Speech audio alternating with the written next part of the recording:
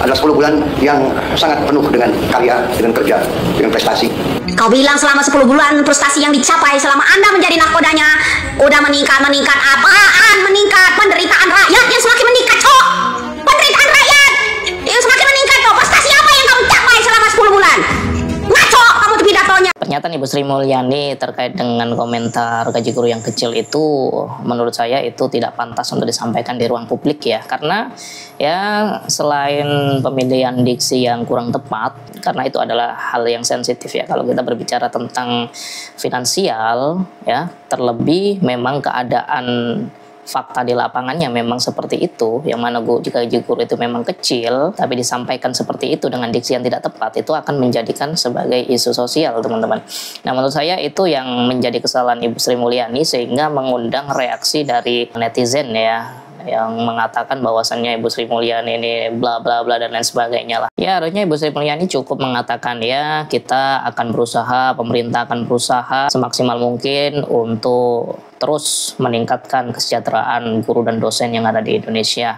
Jadi tolong dukung kami, tolong support kami supaya pemerintah ini bisa selalu memperjuangkan nasib guru, dosen, dan pekerja lainnya. Itu akan bikin adem, teman-teman. Beneran. Ya, meskipun itu pun kalau kenyataannya nanti hanya sekedar strategi komunikasi ya, tapi itu jauh lebih buat masyarakat itu tenang, terutama guru dan dosen gitu ya, menunjukkan bahwasannya pemerintah masih punya effort untuk selalu meningkatkan kesejahteraan. Namun yang tidak diketahui oleh masyarakat ya, bahwasannya dosen dan lain sebagainya itu sebenarnya teman-teman sudah ada tunjangan dari pemerintah ya. Di sini ada tunjangan profesi dosen dan tunjangan profesi guru ya. Kalau di daerah ada yang namanya TPP dan lain sebagainya, banyaklah tunjangan-tunjangan seperti itu. Nah, itu juga merupakan bentuk pemerintah yang juga peduli dengan profesi ini ya, meskipun secara nominal memang masih kurang, tapi itu tadi karena disampaikan dengan diksi yang tidak tepat sehingga mengundang reaksi negatif, teman-teman. Jadi seakan-akan itu pemerintah itu nggak peduli dengan profesi guru dan dosen yang merupakan ujung tombak pembangunan peradaban melalui pendidikan ya, teman-teman. Kota DPR itu tadinya pengemis, meminta suara kita tuh. Pak Rocky kasih suara dong, nanti kita ini. Dia nggak bisa saudara.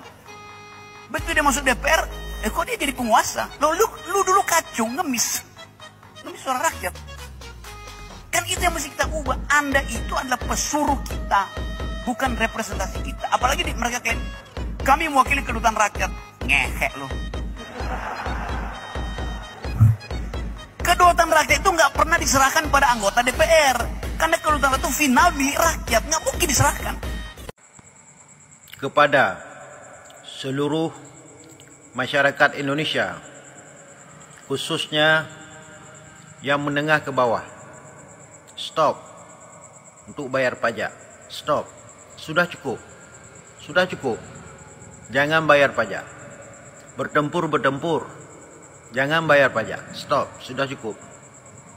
Pajak kita hanya untuk memperkaya pejabat-pejabat publik. Pajak kita hanya untuk dikorupsi. Mereka hidup mewah. Mereka difasilitasi dalam berbagai macam hal. Baik mereka mendapatkan rumah, mendapatkan mobil dinas, mendapatkan tunjangan ini, tunjangan itu, dan sebagainya. Yang dibiayai oleh negara, uangnya uang dari rakyat. Stop, sudah cukup bayar pajak. Jangan bayar. Mereka diberikan mobil dinas sebesar 931 juta satu unit mobil.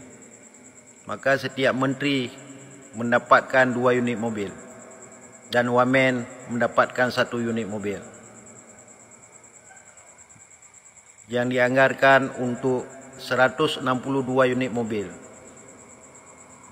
Dan menteri, 53 menteri, wamen 56 menteri, jadi 162 unit mobil. Dan seorang menteri mendapatkan 2 unit mobil. Luar biasa.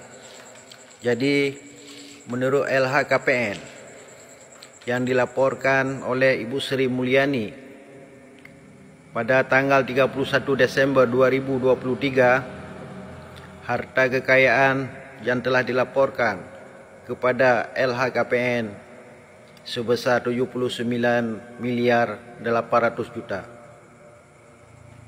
Pada tanggal 31 Desember 2024, Ibu Sri Mulyani melaporkan kepada LHKPN harta kekayaannya 92 miliar 800 juta. Jadi selisih dalam 1 tahun itu 13 miliar. Wow, sangat luar biasa. Kalau kita lihat, gaji menteri itu tidak lebih dari 18.648.000 satu bulan.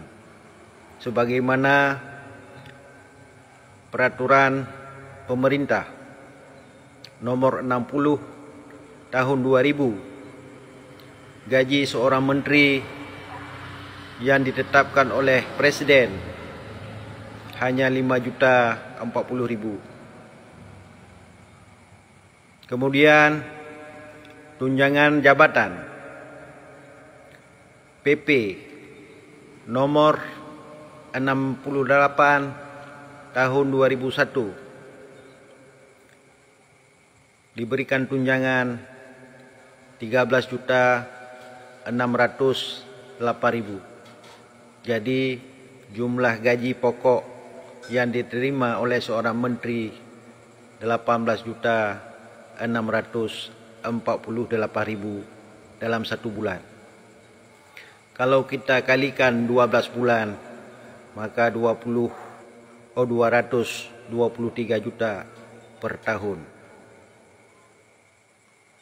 Jadi kalau 13 miliar, kalau kita bagikan dengan 12 bulan, maka per bulannya dia mendapatkan uang 1 miliar 83 juta. Luar biasa. Coba diselidiki dari mana sumber dananya. Karena seorang menteri tidak boleh mengambil gaji dari selain menteri. Walaupun dia menjabat ini, menjabat kepala ini, kepala itu, ketua ini, ketua itu, yayasan ini, yayasan itu, tidak boleh mengambil gaji selain gaji menteri. Itu peraturan. Coba diselidiki sebentar. Coba kalian klik komentar. Bagaimana menurut netizen semua. Terima kasih. Halo saudara sebangsa dan setanah air, mari kita ucapkan selamat kepada para anggota DPR ya yang mendapatkan tambahan kenaikan gaji sebesar 100 juta rupiah per bulan ya.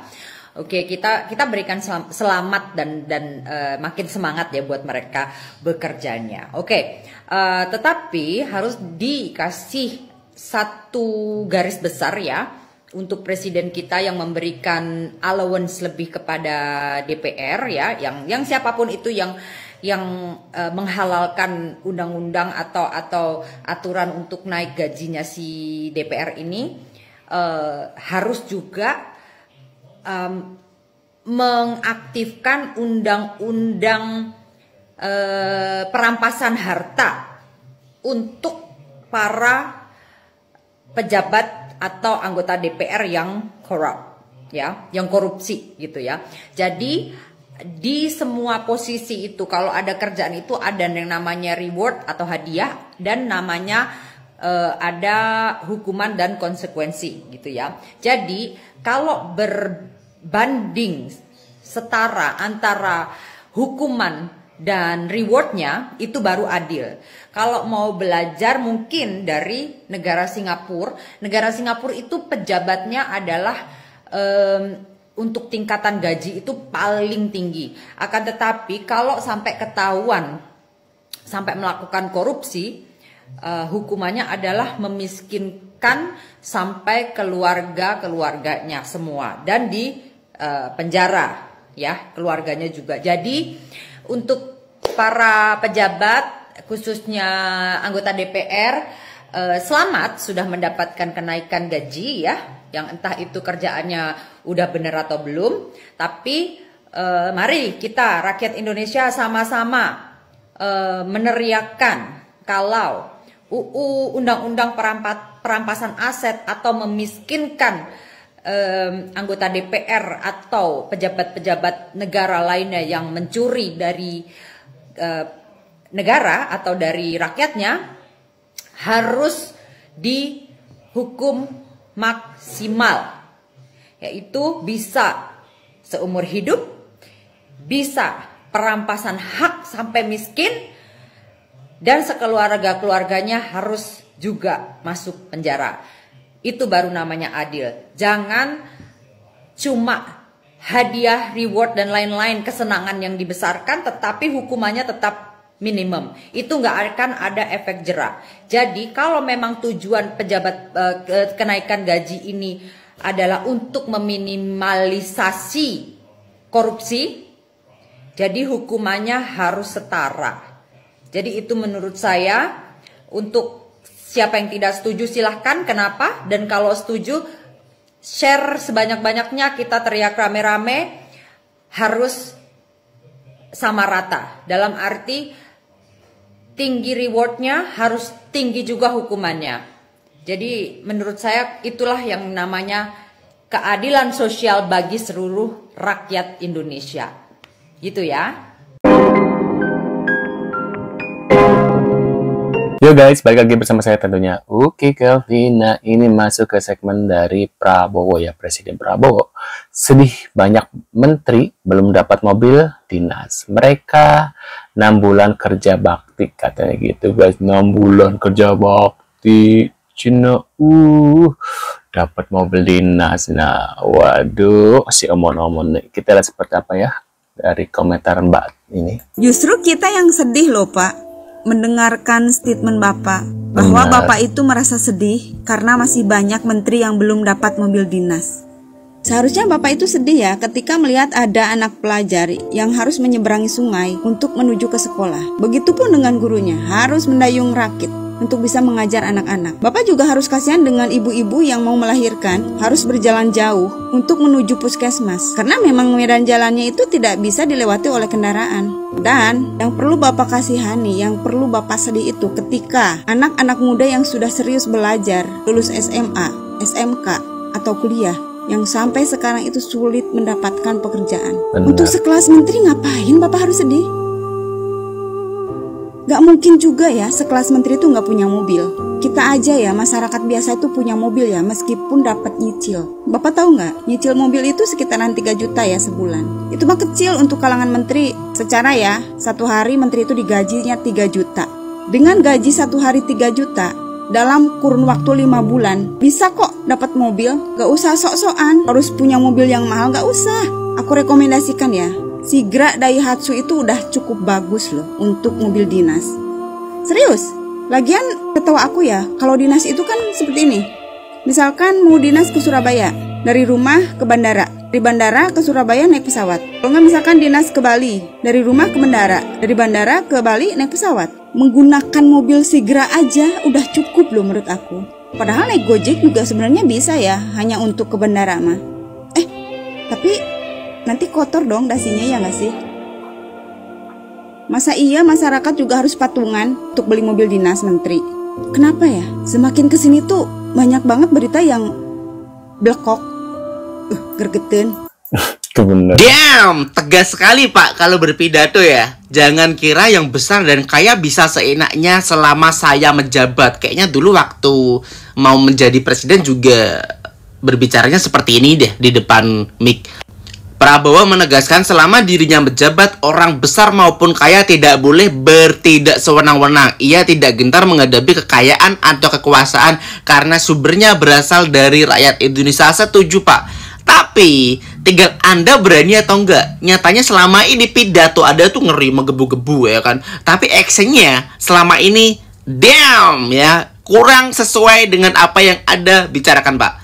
Menurutnya, pemerintah akan membela kepentingan rakyat dengan memanfaatkan ketentuan UUD 45 pasal 33 yang mengatur cabang produksi penting dan menguasai hajat hidup orang banyak berada di bawah kendali negara. Gini aja, Pak. Yang katanya DPR sebagai wakil rakyat, sebagai penyalur aspirasi rakyat, faktanya mereka nggak pernah ya mengaspirasikan rakyat. Terus ada sekarang bilang untuk kepentingan rakyat. Ya, kita tunggu aja ini coba ya kedepannya seperti apa ya. Apakah yang diomongin Pak Prabowo ya kan seperti pidatonya menggebu-gebu ya kan, membara ya kan. Terus banyak aplaus dari DPR dan MPR. Apakah nanti akan dilaksanakan? Kita tunggu aja ya kedepannya seperti apa. Waduh. Menteri sekarang makin sering ke sana ya. Permasalahkan kenaikan gaji para anggota DPR per hari naiknya 3 juta bulan menghasilkan uang 100 juta lebih. Kalau begitu kenapa perkataan Menteri Sri Mulyani guru ini sebaiknya jangan membebani negara, bisa diambilkan bayarannya dari para masyarakat, tidak harus dari negara, sedangkan anggota DPR naiknya nggak tanggung-tanggung sampai per hari 3 juta. Guru itu beban negara. Asik. Berarti ibu besok-besok ya punya anak, punya cucu, nggak usah sekolah gitu, belajar aja dari DPR biar nggak ada apa, biar nggak ada beban negara gitu ya. Guru itu beban negara. Banyak di media sosial saya selalu mengatakan, oh menjadi dosen atau menjadi guru tidak dihargai karena gajinya nggak besar. Ini juga salah satu tantangan bagi keuangan negara. Apakah semuanya harus keuangan negara? Kalau begitu, apakah uang untuk gaji DPR juga apakah harus dari uang negara, termasuk ibu ya? Ya, nenek-nenek ini, nenek-nenek udah harus keuangan negara ataukah ada partisipasi dari masyarakat? Guru yang gajinya cuma 4 juta per bulan, 3 juta per bulan kok dianggap membebani negara? Kenapa tidak dikatakan DPR itu juga membebani negara? Kalimat-kalimat blunder dari mereka para pelaku birokrasi ingin enaknya sendiri. Nambit ya. Pemerintah sekarang tuh, kalian yang kemarin nyoblos oke bos, oke bos ya. Sekarang gimana mengalami hal-hal seperti ini ke pemerintahannya? Apakah kalian bahagia dengan kebijakan-kebijakan baru ya yang menjelegar, yang katanya Indonesia akan semakin maju kalau dipimpin oleh si omon-omon guys ya. Nah, kalian bisa tulis di kolom komentar seperti biasa ya. Terima kasih sudah hadir dan kita akan bertemu lagi di video selanjutnya. Saya selalu buat kalian. See you guys.